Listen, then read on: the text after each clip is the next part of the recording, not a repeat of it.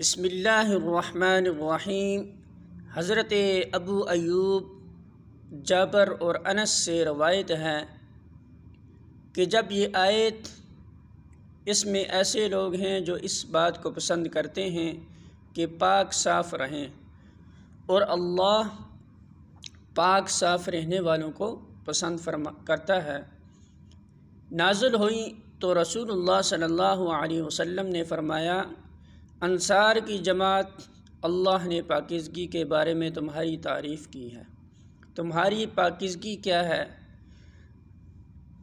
انہوں نے عرض کیا، ہم ہر نماز کے لیے وضو کرتے ہیں، غسل جنابت کرتے ہیں اور پانی سے استنجا کرتے ہیں۔ تو آپ صلی اللہ علیہ وسلم نے فرمایا، پس یہی وجہ ہے چنانچہ تم اس کی پابندی کرو۔